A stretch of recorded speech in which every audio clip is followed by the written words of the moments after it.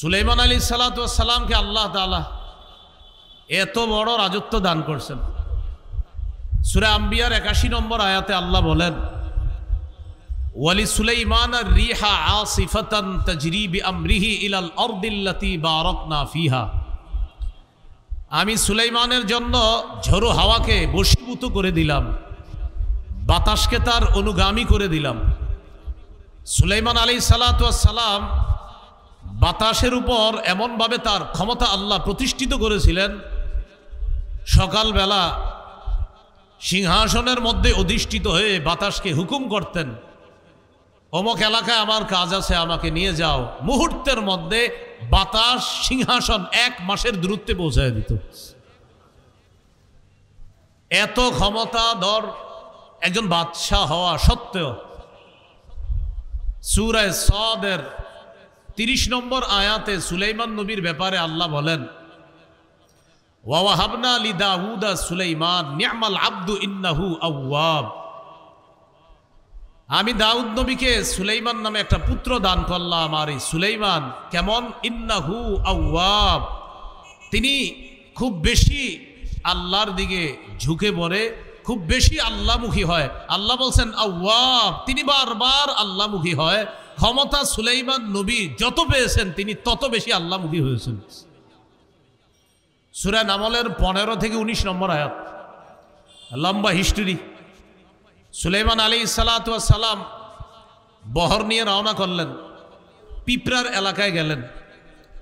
যাওয়ার পর যখন তিনি পিঁপড়ার এলাকায় নামার পর তার সাথে বিশাল বাহিনী, তারাও সেখানে হাঁটবে। পিঁপড়ার রানী যে ছিল, কালাত নামলাতু ইয়া আইয়ুহান নামলু দুখুলু মাসাকিনাকুম লা ইয়াহতিমান্নাকুম সুলাইমানু ওয়া জুনুদুহু ওয়া হুম লা ইয়াশউরুন। পিঁপড়ার রানী বলল, ও পিপিলিকার দল, তোমরা তোমাদের ঘরে প্রবেশ করো, তোমাদের গর্তে প্রবেশ করো। সুলাইমান নবী এবং তার বাহিনী না জেনে তোমাদেরকে যেন পিষে না ফেলে। পিঁপড়ার এই কথা সুলাইমান নবী বুঝে ফেললেন। ফাতাবাসসামা দাহিকাম মিন কাওলিহা, পিঁপড়ার কথা বুঝে সুলাইমান নবী একটা মুস্কি হাসি দিলেন। আল্লাহ তাআলা মানুষ, জিন, ইনসান ইত্যাদি এগুলার পাশাপাশি পশু পাখির ভাষা বুঝার যোগ্যতাও সুলাইমান নবীকে আল্লাহ দান করছে। এখানে একটা কথা, যদি আপনারা কিছু না মনে করেন, ওলামা হযরতরা না, অন্যরা আমার সাথে বলতে হবে। বলেন, সুলাইমান নবী পাখির ভাষা প্রকৃত অর্থেই বুঝতেন, প্রতীকী অর্থে না। প্রকৃত অর্থেই সুলাইমান নবী পাখির ভাষা বুঝতেন। প্রকৃত, একটা হলো প্রকৃত আর একটা প্রতীকী। প্রতীকী, এই প্রতীকী অনেক বাংলা বই বা অনেকে কোনো কারণে লেখছে যে সুলাইমান নবী প্রতীকী অর্থে, মানে বিভিন্ন মাধ্যমে, ইশারার মাধ্যমে পাখির ভাষা বা বিভিন্ন অবস্থা দেখে বুঝতেন, এটাকে বলে প্রতীকী। কিন্তু বাস্তবতা হলো সুলাইমান নবী প্রকৃত অর্থেই বাস্তবেই পাখির ভাষা বুঝতেন। আল্লাহ যোগ্যতা দান করছে। এই কথাটা মনে রাখা। তো সুলাইমান আলাইহিস সালাম পাখির ভাষা বুঝলেন, একটা মুস্কি হাসি দিলেন। হাসি দেওয়ার পর সুলাইমান নবী বললেন, ওয়াকালা রব্বি আউজি'নি আন আশকুরা নি'মাতাকাল্লাতী আন'আমতা আলাইয়া। সুলাইমান নবী বললেন, আল্লাহ আপনি আমাকে তৌফিক দান করেন, আমাকে যে নিয়ামত দান করেছেন এই নিয়ামতের শুকরিয়া যেন আমি আদায় করতে পারি। অর্থাৎ আমি মানুষের উপর রাজত্ব করি, আমি জিনের উপর রাজত্ব করি, আমি পশু পাখির উপর রাজত্ব করি। আজকে পাখির ভাষাও আমি বুঝলাম। আল্লাহ আপনি যে আমাকে এত ক্ষমতা দান করেছেন, এত নিয়ামত দান করেছেন, আমি যেন এই নিয়ামত পেয়ে অন্য কোনো আচরণ যেন আমার দ্বারা প্রকাশ না পায়। আল্লাহ আপনি যে আমাকে এত নিয়ামত দান করেছেন, আমাকে তৌফিক দেন, আমি যেন আরো বেশি আপনার শুকরিয়া আদায় করতে পারি। এখান থেকে কি বুঝলাম? আমাদের যারা দায়িত্বশীল হবে তাদের ১ নাম্বার গুণ হবে, তিনি যত বেশি ক্ষমতা পাবে তত বেশি আল্লাহমুখী হবে। ২ নাম্বার, আমরা যাকে নির্বাচিত করব তিনি ইনসাফ প্রতিষ্ঠিত করবে এমন মানুষকে নির্বাচিত করতে হবে। এমন মানুষকে আমরা আমাদের জন্য নির্বাচন করতে হবে যিনি ইনসাফ প্রতিষ্ঠিত করবে। সূরা সাদের ২৬ নম্বর আয়াতে আল্লাহ বলেন, ইয়া দাউদ ইন্না জাআলনাকা খলিফাতান ফিল আরদি ফাহকুম বাইনান নাসি বিল হক। হে দাউদ, আমি আপনাকে দুনিয়াতে প্রতিনিধি বানাইলাম, ফাহকুম বাইনান নাস বিল হক, মানুষের মাঝে ইনসাফের সাথে আপনি বিচার করেন। দাউদ নবী ফিলিস্তিনের সর্বপ্রথম, বনি ইসরাইলের মধ্যে প্রথম ব্যক্তি দাউদ নবী, যিনি ফিলিস্তিনে প্রায় 73% অঞ্চল আল্লাহ তাআলা দাউদ নবীর শাসন ব্যবস্থায় পুরা ফিলিস্তিনের প্রায় 73% অঞ্চল দাউদ নবীর অধীনে আল্লাহ দিয়ে দিয়েছিলেন। মনে রাখা ভালো, ইহুদিরা ফিলিস্তিন শাসন করেছে প্রায় 438 বছর। এই 438 বছরের মধ্যে ইমানি শাসন হলো 80 বছর। ইমানি শাসন মাত্র 80 বছর।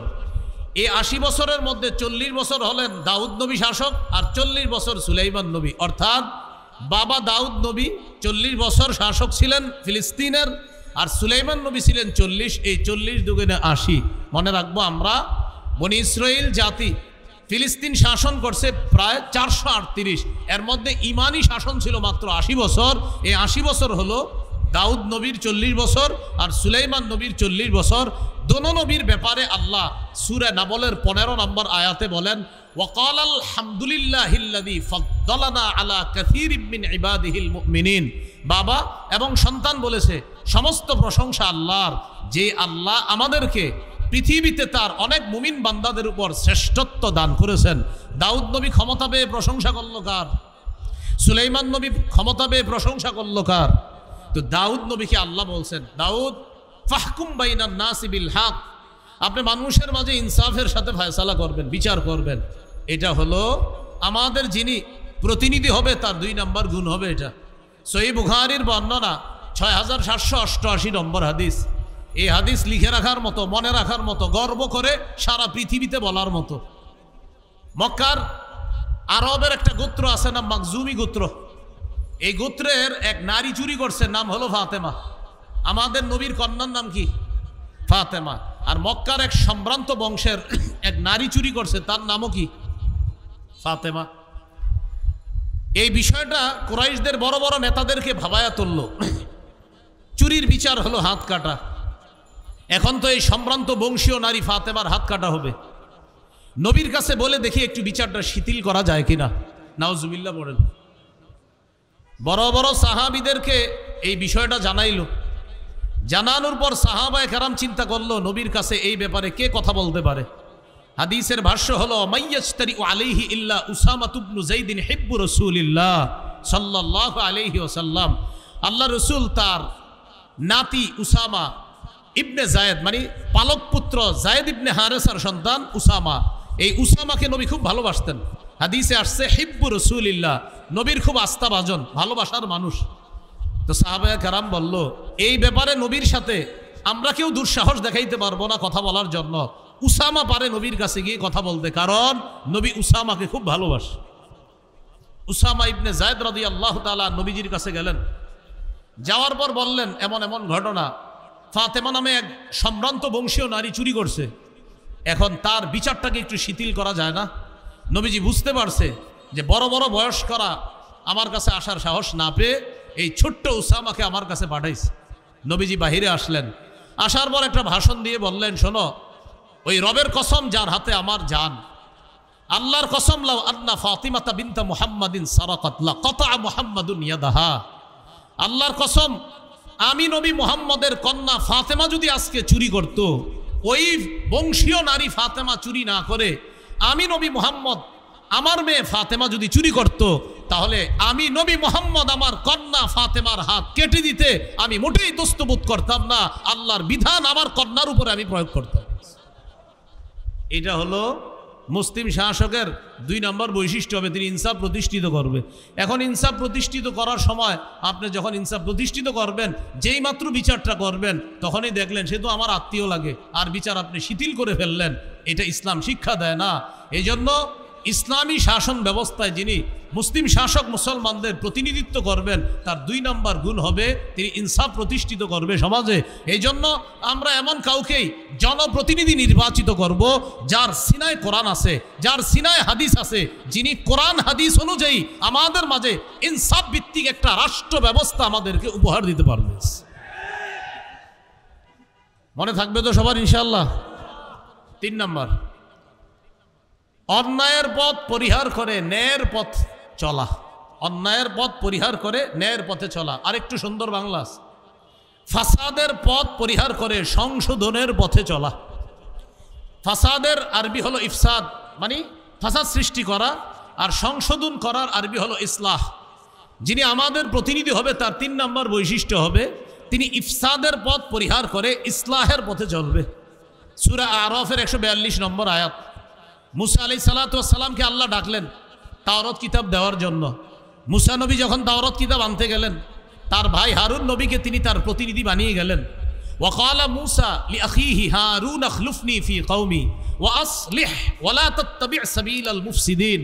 মুসা নবী তার ভাই হারুন নবীকে বললেন, ভাইজান আপনি আমার প্রতিনিধি হবেন, এখন আপনি জাতির মাঝে আপনি দায়িত্ব পালন করবেন, তাদের মাঝে আপনি সংশোধনের পথে চলবেন, ইসলাহের পথে চলবেন, ইফসাদের পথে চলবেন না। তাদের মাঝে আপনি ইসলাহ করে দিবেন, তাদের মাঝে কোনো ঝগড়া বিবাদ হলে এটা আপনি মিটিয়ে দিবেন, অর্থাৎ আপনি সংশোধনের পথ বেছে নেবেন, ইফসাদের পথ বেছে নেবেন না।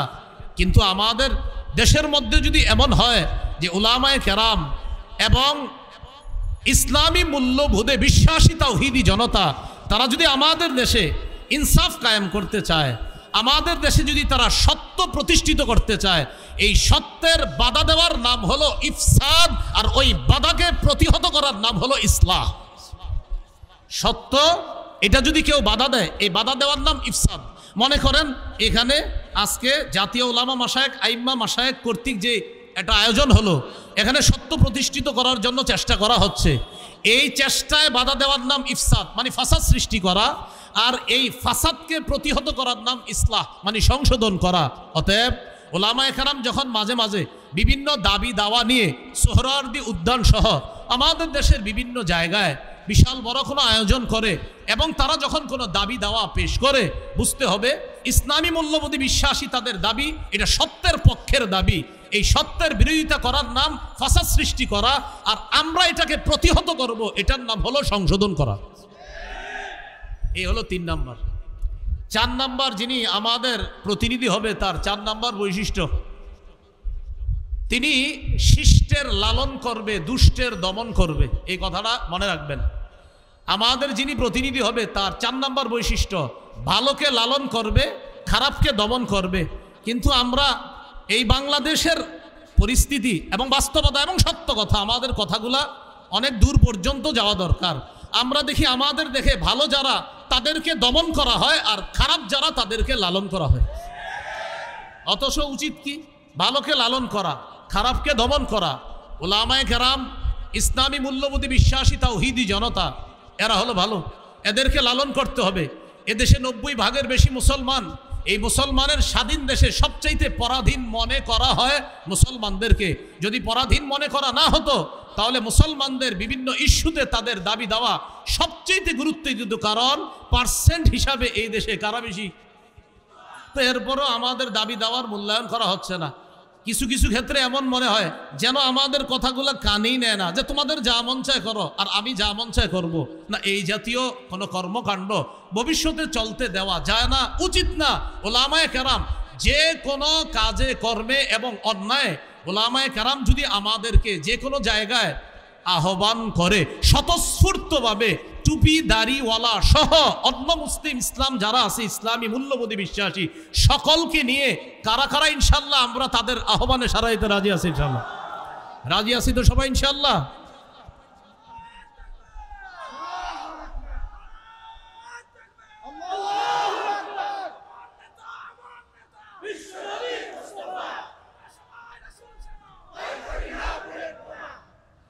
চার নাম্বার বৈশিষ্ট্য, শিষ্টের লালন, দুষ্টের দমন। আয়াতগুলা বলছি না, আমি শুধু নাম্বারটা বলে দেই। সূরা কাহফ 83 থেকে 91 নম্বর আয়াত পর্যন্ত জুলকরনাইন বাদশার একটা ঐতিহাসিক সফর সম্পর্কে আল্লাহ আলোচনা করেছে। সেটা হলো পৃথিবীর একদম পশ্চিম প্রান্তে তিনি একটা সফর করছে, যেখানে সূর্য অস্ত যায়। সেখানে গিয়ে দেখলেন এক জাতি, এই জাতি আল্লাহ বিশ্বাস করে না, তারা জুলুম করে। আল্লাহ তাদের ব্যাপারে জুলকরনাইন বাদশাকে বললেন, তাদের উপরেও আপনার ক্ষমতা আমি প্রতিষ্ঠিত করলাম, এখন তাদের ব্যাপারে আপনাকে 2টা অপশন দিলাম, ইম্মা আন তাত্তাখিযা ফীহিম হুসনা ইম্মা আন তুআযযিবা ওয়া ইম্মা আন তাত্তাখিযা ফীহিম হুসনা, হয়তো তাদেরকে শাস্তি দিবেন, না হয় তাদের ব্যাপারে আপনি ভালো কোনো পন্থা অবলম্বন করবেন। যুলকরনাইন জবাব দিলেন, আল্লাহ আমি তাদের ব্যাপারে দুইটার যে কোনো একটা গ্রহণ করব। আম্মা মান যালামা ফাসাউফা নুআযযিবহু, যারা জুলুম করবে আমি দাওয়াত দেওয়ার পরেও আমি তাদেরকে শাস্তি দিব। ওয়া আম্মা মান আমানা ওয়া আমিলা সালিহা ফালাহু জাযাআনিল হুসনা, আর যারা ভালো করবে তাদের জন্য উত্তম প্রতিদান রয়েছে। দেখেন বিষয়টা, যুলকরনাইন বললেন আল্লাহ তাদের ব্যাপারে আমার দুইটা ফয়সালা, যারা জালেম হবে তাদেরকে আমি দমন করব, আর যারা আমার কথা শুনে ভালো করবে তাদেরকে আমি লালন করব, তাদের সাথে উত্তম ব্যবহার করব। তাহলে 4 নাম্বার শিখলাম, আমাদের প্রতিনিধি যিনি হবেন তিনি শিষ্টের লালন, ভালোকে লালন করবে, দুষ্টকে দমন করবে। মুসলিম শাসক বা আমাদের প্রতিনিধি যিনি হবেন তার 5 নম্বর বৈশিষ্ট্য, আমরা যাকে বানাবো তিনি কি হবে? জনগণের জন্য অকাতরে বিলিয়ে দেওয়ার যোগ্যতা থাকবে। বলেন তো কি থাকবে? জনগণের জন্য অকাতরে বিলিয়ে দিতে হবে, এটা 5 নম্বর বৈশিষ্ট্য। যুলকরনাইন বাদশা সম্পর্কে আল্লাহ তাআলা বলেছেন সূরা কাহফের 91 থেকে 93 থেকে 97 নম্বর আয়াত পর্যন্ত আল্লাহ বলেছেন যুলকরনাইন বাদশার আরেকটা সফর সম্পর্কে আল্লাহ তাআলা আলোচনা করেছেন। সেই সফরটা হলো উনি পৃথিবীর উত্তর দিকে সফর করেছেন। এটা কিন্তু আল্লাহ কোরআনে বলে নাই উত্তর, আল্লাহ দিকের কথা বলছে দুইটা, একটা সফর পূর্ব দিকে আর একটা পশ্চিম দিকে, এই দুইটা বলছে। আরেকটা সফরের কথা বলছে আল্লাহ, কিন্তু সফরটা কোন দিকে করছে এটা বলে নাই। তবে মুফাসসিরিনে কেরাম গবেষণা করে বলেন যুলকরনাইনের আরেকটা সফর হয়েছে উত্তর দিকে, রাশিয়ার দিকে, এটা মুফাসসিরিনে কেরামের অভিমত। সেখানে গেলেন, যাওয়ার পর দেখে এক জাতি যারা যুলকরনাইন বাদশার কথা বুঝে না, লা ইয়াকাদুনা ইয়াফকাহুনা কাওলা, ভাষা বুঝে না। তো যুলকরনাইন বাদশা তাদের সাথে কথা বলার জন্য দুভাষী নিযুক্ত করলেন, অথবা তাদের সাথে ইশারায় কথা বললেন। তারা যুলকরনাইনকে বলল, বাদশা আপনার কাছে আমাদের একটা দাবি আছে। কি দাবি?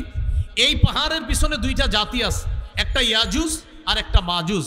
এরা রাতের বেলা আমাদের বাড়িতে এসে লুটতরাজ করে, ডাকাতি করে, আমাদের ধন সম্পদ ছিনিয়ে নেয়। আপনি যদি এই দুই পাহাড়ের মাঝখানে ফাঁকা জায়গাটা বন্ধ করে দেন, তাহলে তাদের এই দুর্নীতি থেকে, তাদের এই লুটতরাজ থেকে আমরা বেঁচে যাব। এই কথা বলার পর জাতি বলল, ও বাদশা প্রয়োজনে যদি কিছু টাকা পয়সা লাগে টাকা পয়সা আমরা দিব। কারা বলল? জাতি বলল বাদশাকে। বাদশা যুলকরনাইন বললেন, আমার টাকা পয়সা লাগবে না, আল্লাহ আমাকে যা দিয়েছে মা মাক্কান্নি ফিহি খাইর, আল্লাহ আমাকে যে ক্ষমতা দিয়েছে এটা অনেক উত্তম।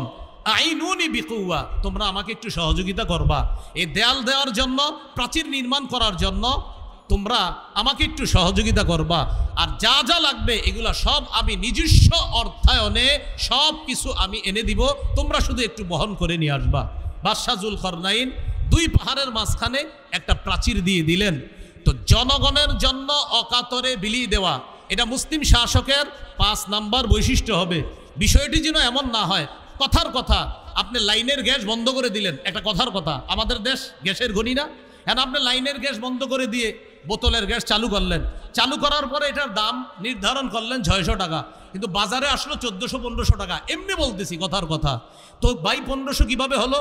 600 হলো মূল দাম, এরপরে 1 টাকা পায় ওমকে, আরেক টাকা ওমকে, আরেক টাকা তোমকে, এইভাবে ওমকে আর তুমকে যারা পায় আর যারা নেয়, এই জাতীয় কাউকে যদি আবার প্রতিনিধি নির্বাচন করা হয় তাহলে রডের পরিবর্তে আবারও বাঁশ পাওয়া যাবে। এটা তো মাথায় রাখতে হবে, বাস্তব। একটু কথাগুলো বুঝতেছেন তো?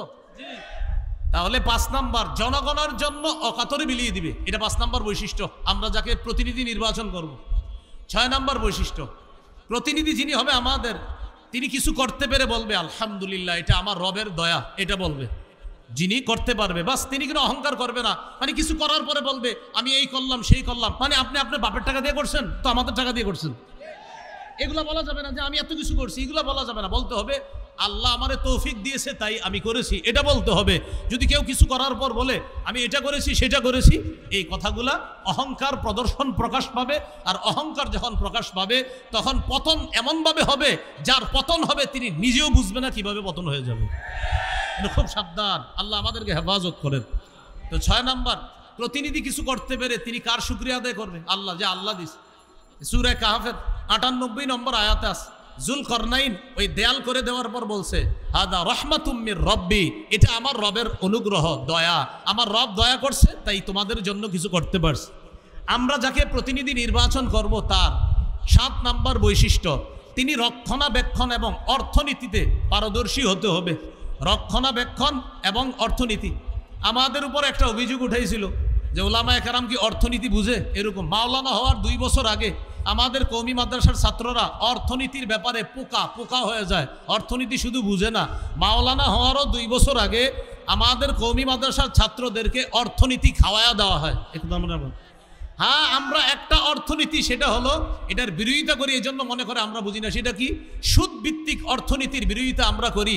এই জন্য যারা সুদ ভিত্তিক অর্থ ব্যবস্থা চায় তারাই বলে যে ওলামায়ে কেরাম অর্থনীতি বুঝে না। কারণ ওলামায়ে কেরাম যাকাত ভিত্তিক অর্থনীতি বুঝে, আর সুদ ভিত্তিক অর্থনীতি এটা জাহান্নামী। এটা বলার কারণে একদল মানুষ আমাদেরকে অভিযুক্ত করে যে আলেমরা অর্থনীতি বুঝে না। আসলে বিষয়টা এমন না, আলেমরা অর্থনীতি শুধু বুঝে না, ওলামায়ে কেরাম অর্থনীতি পড়ানোর যোগ্যতা রাখে। তো এই কথাটা 7 নাম্বার, রক্ষণাবেক্ষণ এবং অর্থনীতিতে পারদর্শী।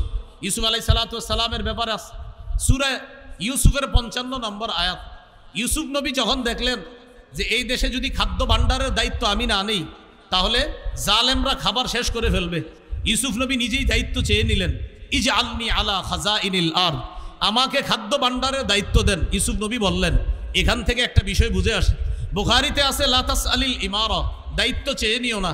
আর কোরআনে দেখলাম আমরা ইউসুফ নবী বলতেছে আমাকে দায়িত্ব দেন, বুখারীতে আছে দায়িত্ব চেয়ে নিও না।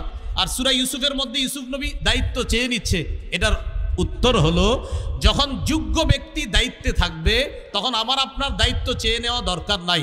আর অযোগ্য ব্যক্তিতে যখন দেশের দায়িত্বের জায়গাগুলো ভরপুর হয়ে যাবে, যোগ্য ব্যক্তিরা তখন ওই দায়িত্ব চেয়ে নিবে, যেভাবে হোক সঠিক পন্থায় ওই দায়িত্ব চেয়ে নিয়ে সেখানে যোগ্য ব্যক্তিরা বসতে হবে। বুঝে আসছে তো? বুখারীতে আসছে দায়িত্ব চেয়েও না মানে যোগ্যরা থাকলে তোমার চাওয়া দরকার নাই। আর সূরা ইউসুফে কি আসছে? অযোগ্যরা যখন দায়িত্বে থাকবে তখন যোগ্যরা দায়িত্ব চেয়ে নিতে হবে।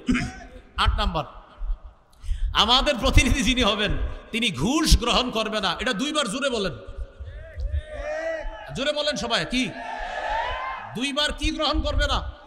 আবার বলেন, কি গ্রহণ করবে না? এরা এরকম লোক আমরা প্রতিনিধি বানাতে হবে।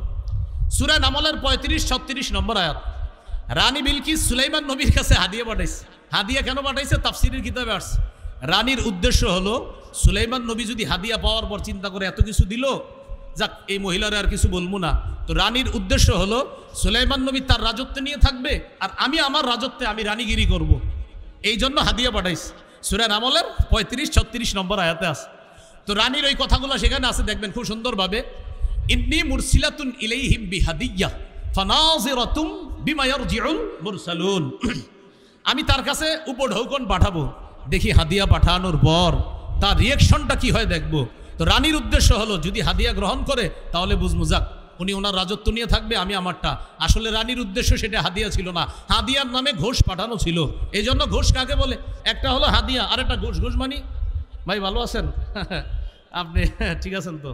এই ঠিক আছেন তো মানে আপনি কিছু করেন না, আপনি আপনার জায়গায় থাকেন, আমার জায়গায় রাখেন, আমি এই এলাকাটা দেখভাল করব। আর আপনার এটারে হাদিয়া, এটা ঘুষ, এটা হলো ঘোষ, এটা ঘোষ, এটা হাদিয়া না, এটা উপহার না। দিয়ে বলে কি বাসায় কিছু নিয়ে যান, কিছু খায়েন। তাহলে আমি কি করব? আর না কিছু খায় না, আর আমার জিনিসটা একটু খেয়াল রাখেন। এই যে খেয়াল রাখেন বলাটা, তখন আর এটা হাদিয়া না, এটা ঘুষ হয়ে যায়। এলো 8 নাম্বার। 9 নাম্বার, আমরা যাকে প্রতিনিধি নির্বাচন করব তিনি আমানতদার হবে। কি হবে ভাই? আমানতদার হবে। সূরা নিসা 58 নম্বর আয়াতে আল্লাহ বলেন, ইন্নাল্লাহা ইয়া'মুরুকুম আন তুআদ্দুল আমানাতি ইলা আহলিহা, আল্লাহ তোমাদেরকে আদেশ করেন তোমরা আমানত যথাযথ জায়গায় পৌঁছে দাও। সহিহ বুখারীর বর্ণনা, রাসূলুল্লাহ সাল্লাল্লাহু আলাইহি সাল্লামকে প্রশ্ন করা হলো, হুজুর কিয়ামত কবে? নবীজি সাল্লাল্লাহু আলাইহি সাল্লাম বললেন, ইদা ফুসিদাল আমরু ইলা গায়রি আহলি ফান্তাজিরিস সাআ, যখন দায়িত্ব অযোগ্য ব্যক্তিকে দেওয়া হবে তখন কিয়ামতের অপেক্ষা করো। এটা একটা বর্ণনা। আরেক বর্ণনায় রাসূল সাল্লাল্লাহু আলাইহি সাল্লাম বললেন, ইদা তুইয়াতিল আমানা ফান্তাজিরিস সাআ, যখন আমানত উঠিয়ে দেওয়া হবে তখন কিয়ামতের অপেক্ষা করো। সাহাবায়ে কেরাম প্রশ্ন করলেন, কাইফা ইদাআতুহা ইয়া রাসূলুল্লাহ, হুজুর আমানত কিভাবে উঠিয়ে নেওয়া হবে? নবী বললেন, ইদা উসনিদাল আমরু, আরেক বর্ণনা ইদা উসনিদাল আমরু ইলা গায়রি আহলি, যখন অযোগ্য ব্যক্তিকে দায়িত্ব দেওয়া হবে, এই অযোগ্যকে দায়িত্ব দেওয়া মানে আমানত উঠিয়ে নেওয়া। এখানে একটা বাংলা মনে রাখবেন, যোগ্য ব্যক্তিকে যোগ্যতার আসনে বসানো এটা আমাদের জন্য আমানত, আর যোগ্য ব্যক্তি যোগ্যতার আসনে বসে আমাদের অধিকারগুলা সংরক্ষণ করা এটা ওই দায়িত্বশীল ব্যক্তির জন্য আমানত।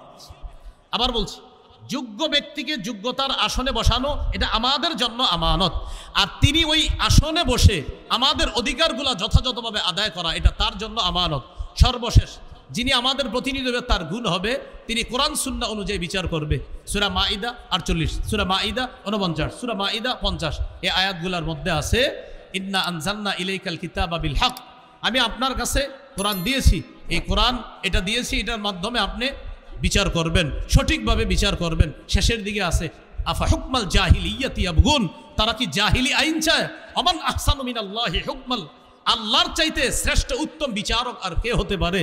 এই জন্য আমরা যদি আমাদের বাংলাদেশে আল্লাহর আইন বাস্তবায়ন করতে চাই, আল্লাহর কসম সত্যি বলছি, আমাদের একজন যোগ্য, 4 কাজের যোগ্যতা রাখে, 10 গুণে মৌলিক গুণান্বিত এমন কোনো ব্যক্তিকে আমাদের দেশের দায়িত্ব দিতে হবে। তাহলে ইনশাল্লাহ এদেশে সংসদ চলবে কোরআন অনুযায়ী, এদেশের বিভিন্ন পার্লামেন্ট চলবে কোরআন অনুযায়ী। আল্লাহর কসম আমরা স্বপ্ন দেখতেছি যে 90% মুসলমানের দেশ, এটা তো একটা স্বাভাবিক বিষয়। এদেশের সংসদ চলবে কোরআন অনুযায়ী, এদেশের বিচার ব্যবস্থা চলবে কোরআন অনুযায়ী। মানে এটা এমন কোনো কথা না যে হুজুর এটা কোনো কথা না, এটা তো সাধারণ কথা। 90% মুসলমানের দেশ, বলেন কি অনুযায়ী দেশ চলবে? সংসদ কি অনুযায়ী হবে? কোর্ট কি অনুযায়ী হবে? এটা তো একটা স্বাভাবিক বিষয়, মনে থাকবে তো ইনশাল্লাহ। এটা হলো আমার প্রথম বিষয়। আমরা এর থেকে 2 মিনিট চেয়ে নিচ্ছি। দ্বিতীয় আরেকটা বিষয় দিছে আমারে, যে নির্বাচনের শরীয়ী পদ্ধতি কি, আমি শুধু একটু বলছি। আমি জানি আপনারা এখানে অনেকে আছেন যে হযরত গণতন্ত্র, এই তো বিষয়টা। আচ্ছা একটু মন দিয়ে শোনেন 2 মিনিট। আচ্ছা, গণতন্ত্র এই বিষয়টা কি? 1863-তে আপনার আব্রাহাম লিঙ্কনের সেই যে এক ধারা সে আবিষ্কার করলো যে democracy is the government of the people, by the people and for the people. গণতন্ত্র হলো এমন একটা শাসন ব্যবস্থা যেখানে জনগণের উপর, জনগণের মাধ্যমে জনগণের ক্ষমতা চলবে, অর্থাৎ যেই নিয়ম নীতিতে জনগণের শাসন চলবে, জনগণের আইন চলবে, এটাই গণতন্ত্র। সেখানে গণতন্ত্রে দেশের মালিক হবে জনগণ, আর তারা আইন করবে। আর আমরা বলি রাষ্ট্র, এটার মালিক হলো আল্লাহ। অনেকের গেঞ্জির পিছনে লেখা আছে people are source of all power, জনগণ সকল ক্ষমতার উৎস। নাউজুবিল্লাহ, জোরে বলি, সকল ক্ষমতার উৎস কে? আল্লাহ। এটা প্রথম কথা। তাহলে গণতন্ত্র এটা তারা বললো, এটা হলো একটা বিষয়। আমাদের কথা হলো সূরা বানী ইসরাঈলের 111 নম্বর আয়াতে যে কথাটা আছে, একদম সূরা বানী ইসরাঈলের সর্বশেষ আয়াত, ওয়ালাম ইয়াকুল্লাহু শারীকুন ফিল মুলক, আল্লাহর রাজত্বে কোনো শরীক নাই। বলেন আল্লাহর রাজত্বে কি নাই? শরীক নাই। দেশের রাজত্ব কার? এই আল্লাহর রাজত্বে কোনো শরীক নাই। এটা ইসলামী আকীদা যে দেশের রাজত্ব হবে এটা আল্লাহর মালিকানা, এটা গণতন্ত্র, এটা মালিক হবে না। এটা আমাদের ইসলামী মূল্যবোধে বিশ্বাসীদের আকীদা। আচ্ছা, সূরা ইউসুফের 40 নম্বর আয়াতে আছে ইনিল হুকমু ইল্লা লিল্লাহ, বিচার ব্যবস্থা শুধুমাত্র আল্লাহর পক্ষ থেকে হবে, আল্লাহই বিধানদাতা, আল্লাহই বিধান করবে। কথা সঠিক। এটা হলো প্রথম কথা।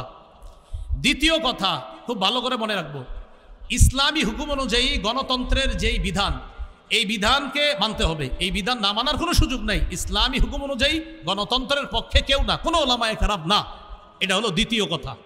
এবার মূল কথাটা শুনেন। তাহলে হুজুর যেহেতু গণতন্ত্রের পক্ষে না তো কি করব? এখন ওলামায়ে কেরামের মধ্যে 2 দল। এক দল বলেন গণতন্ত্রের বর্তমান পদ্ধতিতে দেশে স্বেচ্ছায় অথবা ইচ্ছায়, ইচ্ছা করে হোক স্বেচ্ছায় হোক, মানুষকে বাধ্য করা হচ্ছে। এই পদ্ধতিতেই মানুষ যেন তাদের ক্ষমতা প্রতিষ্ঠিত করে, মানুষকে বাধ্য করা হচ্ছে। বাধ্য করার কারণে ওলামায়ে কেরাম আজিমত এবং রুখসতের মাসালার মধ্যে রুখসতটা গ্রহণ করে ওলামায়ে কেরাম চিন্তা করলেন, যদি ওলামায়ে কেরাম দায়িত্ব না নেয় নাস্তিকদের হাতে দেশ চলে যাবে। ওলামায়ে কেরাম যদি দায়িত্বে না আসে তাহলে ইসলামী বিরোধী যারা শক্তি আছে তারা এদেশে তাদের শক্তিশালী পাকাভুক্ত হবে। তখন ওলামায়ে কেরামের মধ্যে একদল বলেন সুতরাং নাস্তিক্যবাদী শক্তিকে রহিত করার জন্য এই পদ্ধতিতে জনগণের অংশগ্রহণ করা আবশ্যক। এটা একদলের অভিমত। আরেক দল বলেন জায়েজ। একদল বলছে আবশ্যক, আরেক দল বলছে এটা জায়েজ। এই পদ্ধতিতে অংশগ্রহণ করে নাস্তিক্যবাদের বিরোধিতা করা এবং আল্লাহর হুকুম পৃথিবীতে প্রতিষ্ঠিত করার জন্য চেষ্টা করা। না, আমি জানতে চাই আমাদের আবরার ভাই এখানে আছে, আপনার তো এই নিয়তে আছে নাকি অন্য কোনো নিয়ত? আমাদের আবরার ভাই মাশাআল্লাহ ইনশাআল্লাহ সিলেটের এমপি হবে, আল্লাহ কবুল করেন। তো যাই হোক, আবরার ভাইয়ের সাথে আমার ভালো পার্সোনাল সম্পর্ক, একটু মধুর, এই জন্য একটু হাসাহাসি করলাম। আপনারা আবার দোয়া করেন, অন্তর থেকে দোয়া করেন, আল্লাহ তৌফিক দান করেন। হ্যাঁ, এখন এই পদ্ধতিতে জনগণ অংশগ্রহণ করবে, করার পর এখানে মনে রাখতে হবে চারটা কথা। বলেন, সাক্ষ্য, সুপারিশ, প্রতিনিধি, আমানত। সাক্ষ্য, সুপারিশ, প্রতিনিধি নির্বাচন, উকিল নির্বাচন, আমানত, এই চারটা কথা। এবার বলেন, ভোট মানি হলো সাক্ষ্য দেওয়া, সুপারিশ করা, উকিল নিযুক্ত করা, আমানত রক্ষা করা। আপনি যে কারো পক্ষে আপনি একটা কথা বলতেছেন যে আমি অমুককে প্রতিনিধি বানাবো, এই প্রতিনিধি বানানোর অর্থ হলো এক নাম্বার আপনি তার পক্ষে সাক্ষী দিতেছেন, আপনি তার পক্ষে সাক্ষী দিতেছেন। এই সাক্ষী আপনি তার পক্ষে এটা যে দিতেছেন, এটা বুঝে শুনে আপনি তার পক্ষে সাক্ষী দিতে হবে, এটা হলো এক নাম্বার কথা। তো এই যে দ্বিতীয় নাম্বার কথা, সুপারিশ করা, সূরা নিসার 85 নম্বর আয়াতে আছে, মাইয়াশফা শাফাআতান হাসানা ইয়াকুল্লাহু নসিবুম মিনহা, যে সঠিক ব্যাপারে সুপারিশ করবে, সুন্দর সুপারিশ করবে, এটার সওয়াব সে পাবে। অমাইয়াশফা শাফাআতান সাইয়্যিআ, আর যে ব্যক্তি খারাপ ব্যাপারে সুপারিশ করবে, ইয়াকুল্লাহু কিফলুম মিনহা, সে এটার গুনাহের অংশও পাবে। এবার বুঝেন, একজন আল্লাহওয়ালা ব্যক্তি আর একজন খারাপ ব্যক্তি, একজন তাকওয়াবান মানুষ, তাকেও চাইলে আমি নির্বাচন করতে পারি, আর একজন খারাপ মানুষ, তাকেও নির্বাচন করতে পারি। এই আল্লাহওয়ালা মানুষকে আমি তার পক্ষে কথা বলা মানে হলো ভালো কাজের সুপারিশ করা, খারাপ মানুষের পক্ষে কথা বলা মানে খারাপ কাজে সুপারিশ করা। খারাপ কাজে যদি সুপারিশ করি, কিয়ামতের ময়দানে আল্লাহর কাছে আমাকে দাঁড়াতে হবে। তাহলে এক নাম্বার সাক্ষ্য দেওয়া, আমি সাক্ষ্য দিচ্ছি। দুই নাম্বার আমি সুপারিশ করতেছি। তিন নাম্বার আমি উকিল নিযুক্ত করতেছি, প্রতিনিধি নিযুক্ত করতেছি আমার পক্ষ থেকে। আমরা যাকে দায়িত্বশীল বানাবো তিনি আমাদের পক্ষ থেকে ওকালতি করবে, আমাদের প্রতিনিধিত্ব করবে। চার নাম্বার আমানত, এটা একটা আমানত। প্রিয় ভাইয়েরা, এই আমানত যেন অপাত্রে না পড়ে। আর মুফতি শফি রহমতুল্লাহ আলাইহি লেখছেন তিনটা, সাক্ষ্য, সুপারিশ আর হলো প্রতিনিধিত্বের অথরিটি প্রদান করা। এই তিন ক্ষেত্রে মুসলমান বুঝে শুনে পা বাড়াতে হবে। আমি আপনি আগামীতে এই তিনটি বিষয় মাথা রাখবো, যে আমি কিন্তু কারো পক্ষে হয়তো সাক্ষী দিতে হবে, আমি কারো পক্ষে সুপারিশ করতে হবে, আমি জনগণের জন্য কাউকে প্রতিনিধি নিযুক্ত করতে হবে। আল্লাহ, আমার সাক্ষ্যটা যেন অন্যায়ের পক্ষে না হয়, আমার সুপারিশ যেন অন্যায়ের পক্ষে না হয়, আমি যাকে প্রতিনিধি বানাবো তিনি যেন কোনো খারাপ মানুষ না হয়। প্রিয় ভাইয়ারা, এই তিনটা কথা আরও প্রত্যেকে 10 জনকে জানায় দিবেন যে আগামীতে তিনটা কথা মাথায় রাখবা। আমি যার পক্ষে সুপারিশ করব, আমি যার পক্ষে সুপারিশ করব যিনি ভালো মানুষ হয়, আমি যার পক্ষে সাক্ষ্য দিব তিনি যেন ভালো মানুষ হয়, আমি যাকে প্রতিনিধি বানাবো তিনি যেন ভালো মানুষ হয়। এই কথাটা পরিবারেও আলোচনা করবেন, সারা দেশে আলোচনা করবেন, আরও 10 জনকে জানায় দিবেন, শোনো তুমি কিন্তু সাক্ষ্য দিচ্ছ, এটা ভালোর পক্ষে দিতে হবে। শোনো তুমি সুপারিশ করতেছ, ভালোর পক্ষে সুপারিশ করতে হবে। শোনো তুমি কিন্তু প্রতিনিধি নির্বাচন করতেছ, এই গরিব মানুষগুলার একজন প্রতিনিধি বানাইতেছ, সাবধান, খারাপ মানুষকে যেন তুমি প্রতিনিধি না বানাও, ভালো মানুষকে তোমার প্রতিনিধি বানাতে হবে। তো মুফতি শফি রহমতুল্লাহ আলাইহি বলছেন তিনটা, আর তাফসিরের কিতাব ঘাটাঘাটি করলে পাবেন চারটা, সাক্ষ্য, সুপারিশ, উকিল নিযুক্ত করা আর হলো আমানত। এই চারটি বিষয় সামনের দিকে আমরা রেখে কোরআন সুন্নাহ অনুযায়ী ইনশাআল্লাহ আমাদের পাগুলা যেন সামনে বাড়াতে পারি, ওলামায়ে কেরামের পরামর্শে যেন চলতে পারি, আল্লাহ তৌফিক দান করেন। আজকে এইখানে যারা আছেন এই চারটা ক্ষেত্রে আমরা খেয়ানত করব না, হাত তুলে ওয়াদা করি ইনশাআল্লাহ। রাজি আছেন ইনশাআল্লাহ সকলে? আসসালামু আলাইকুম।